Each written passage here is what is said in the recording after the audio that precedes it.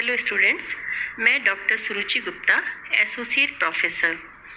मैं आपको paper 3 physical chemistry पढ़ाऊंगी। उसमें मैं सेकंड यूनिट पढ़ा रही हूँ, गैसियस स्टेट। पिछले 2 वीडियोस और पीडीएफ आपने देखे होंगे। यूनिट सेकंड जो है, इसके अंदर जो गैसियस स्टेट है उसमें postulates of kinetic theory of gases हमने पढ़ा है। आज हम पढ़ेंगे डेविएशन फ्रॉम आइडियल बिहेवियर क्या होता है, यानी कि आदर्श व्यवहार से विचलन। गैसेस जो होती हैं वो जो आइडियल बिहेवियर है उससे डेविएशन शो करती हैं, तो वो क्या है इसके बारे में देखेंगे। फर्स्ट सबसे पहले हम देखते हैं deviation from Boyle's law. According to Boyle's law, at constant temperature PV is equal to constant, है ना। If the product PV is plotted against P, a straight line parallel to pressure axis must be obtained as shown by dotted line in figure। इस तरह से ये dotted line से आपका आना चाहिए graph.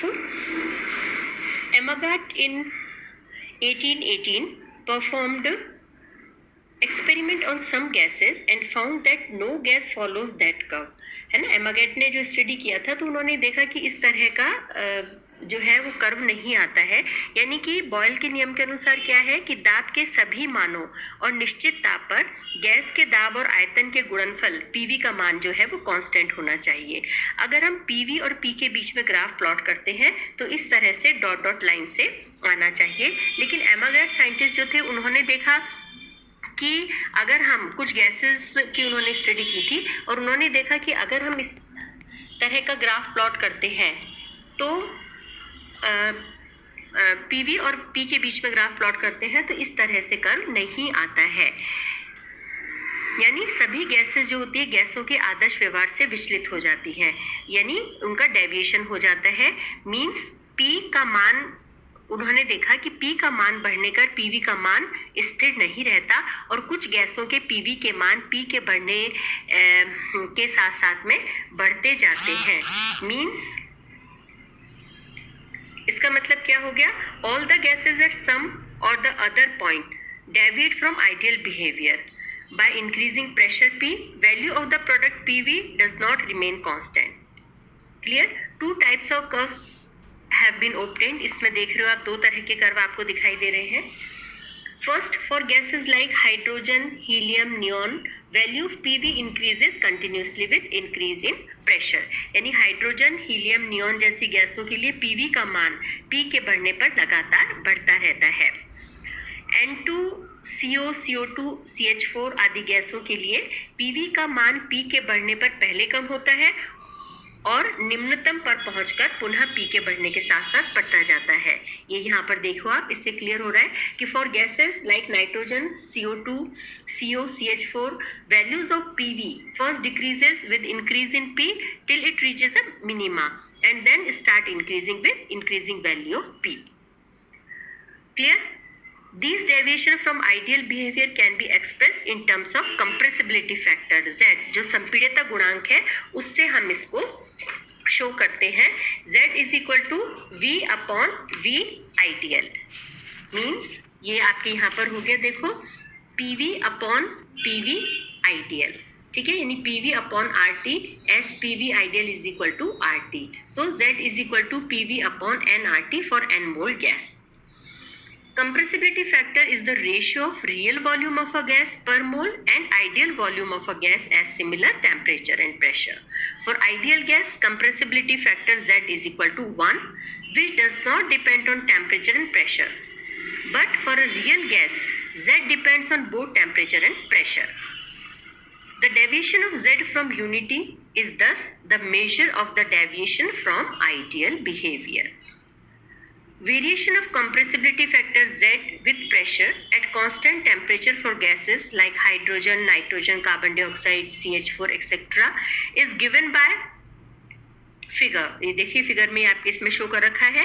For example, value of Z for CO2 and CH4 is less than 1 at low pressure, which means that these gases are more compressible।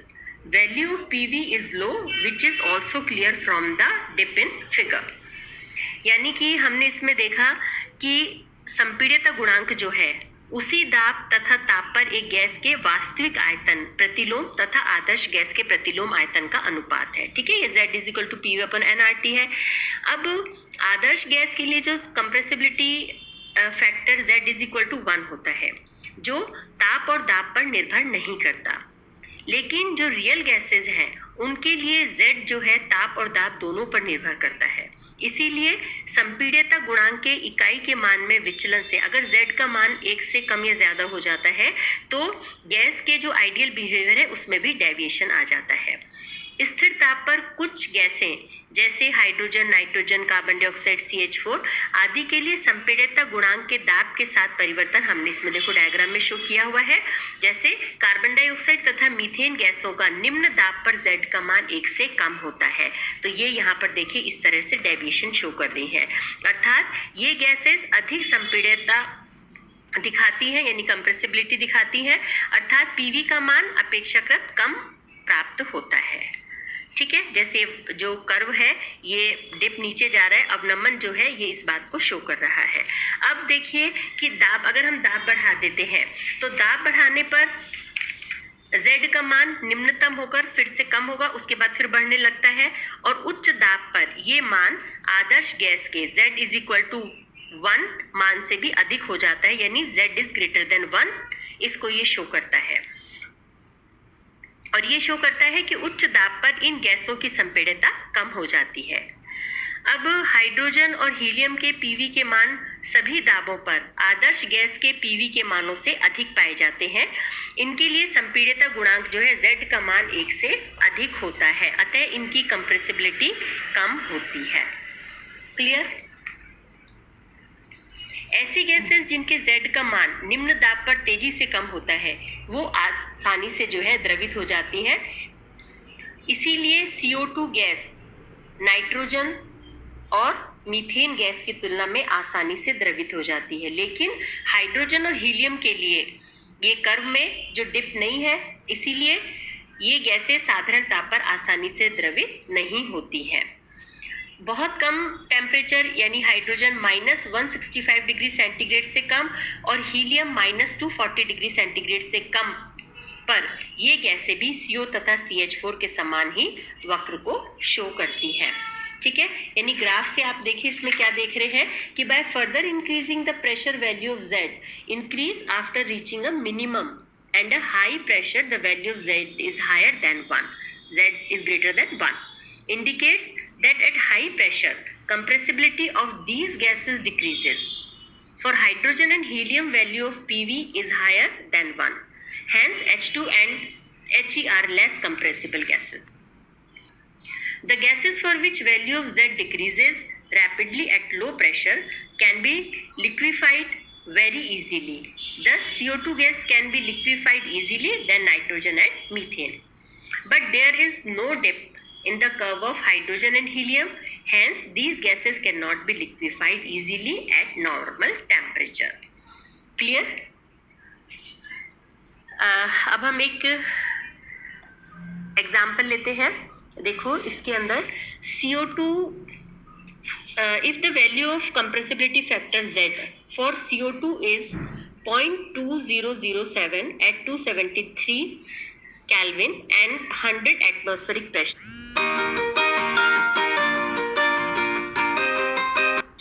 Calculate volume of 0.1 mole gas at the same temperature and pressure. ये दे रखा है, यानी carbon dioxide gas का 273 kelvin तथा 100 atmospheric pressure पर compressibility factor का मान 0.2007 है।